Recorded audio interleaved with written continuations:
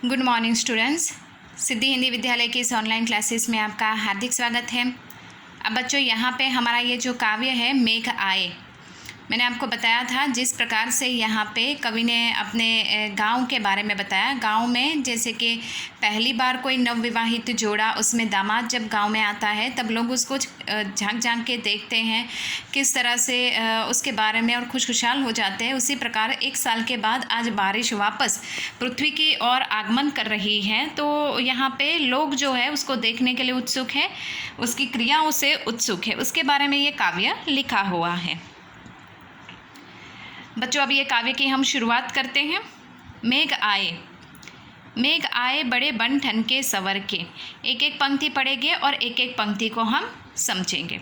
मेघ आए बड़े बन ठन के सवर के, अर्थात मेघ यानी काले बादल, बन ठन के यानी यहाँ पे बहुत ही तैयार होके सज के सवर के आए हैं। यहाँ पे अब बादल जो है, अब वो कोई इंसान तो है नहीं सज धज के आएंगे। हम इंसान किसी प्रसंग में या शादी में ऐसे जाते हैं तो बन ठन के सवर के सज धज के जाते हैं, लेकिन यहाँ पे बादल भी पृथ्वी की ओर आगमन करते हैं, तो वो बन ठन के पूरी तैयारी के साथ आए हुए हैं। कहने का मतलब ये है, आगे आगे आगे नाचती गाती ब्यार चली। ब्यार यानी हवाएं। बारिश होने से पहले ही बारिश के आने से पहले आगे आगे ही हवाएं नाचती झूमती हुई तेज गति से बढ़ रही हैं। दरवाजे खिड़कियां खुलने लगे गली गली। काले बादल छाने वाले हैं, ठंडी ठंडी हवाएं बह रही है, तो उस समय पूरे आकाश में ये माहौल को देखने के लिए घरों में से लोगों के खिड़की और दरवाजे खोल खोल के लोग जाग जाग के देख रहे हैं। पाहुन जो आए हो गांव में शहर के। पाहुन यानी मेहमान अर्थात दामाद। पाहुन यानी मेहमान, ऐसा कोई मेहमान जो शहर से गांव में आया हुआ है, इसके लोग उसको झांक झांक कर देख रहे हैं। यहाँ पे काले बादलों को भी मेहमान के साथ उसकी तुलना की गई है। मेघ आए बड़े बन ठन के सवर के, अर्थात काले बादल बहुत ही सज धज के बन ठन के सवर के आए हुए, मतलब पृथ्वी के ऊपर पूरी तैयारी के साथ आए हैं। दूसरा पैराग्राफ पढ़ते हैं। पेड़ झुक झांकने लगे गर्दन उचकाए। पेड़ झुक झांकने लगे गर्दन उचकाए, मतलब आपने देखा होगा बच्चों, बहुत तेज़ हवाएं जब बहती है तो इस तेज़ हवाओं में जो पेड़ों की डाली है, ये पेड़ों की डालियाँ यहाँ से वहाँ झूमने लगती हैं, झुकने लगती है, फिर वापस उठने लगती है। बिल्कुल उसी प्रकार से यहाँ पे पेड़ की जो डाली है वो भी इस तरह से झुकने लगी है, वापस वो ऊपर उठने लगी है। तो इस तरह से पेड़ भी यहाँ पे बादलों का स्वागत करने के लिए अपनी गर्दन को झुकाए हुए हैं। आंधी चली धूल भागी घाघरा उठाए, अर्थात यहाँ पे तेज़ आंधी बह रही है हवा के साथ, और धूल जो है, जिस तरह से गांव में जो पनिहारन होती है, उनका पोशाक जो होता है वो नदी किनारे, वो पोशाक को जिस तरह से ग्रामीण संस्कृति के हिसाब से जो पोशाक उन्होंने धारण की हुई होती है, तो पनिहारी गांव के किनारे पानी भरने जाती है, तब उस समय वो कैसे भागती हुई दौड़ती हुई आती है। तो बिल्कुल उसी प्रकार से ये जो धूल है वो भी यहाँ पे उसके पनिहारी के साथ उसकी तुलना की गई है, वो भी तेज़ गति से यहाँ पे आगे बढ़ रही है। बाकी चितवन उठा नदी थिड़की घूंघट सिर के।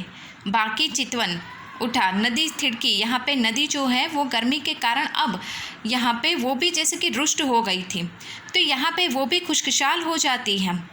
यहाँ पे वो भी जैसे अपने घूंघट को खोलकर काले बादलों को देख रही है।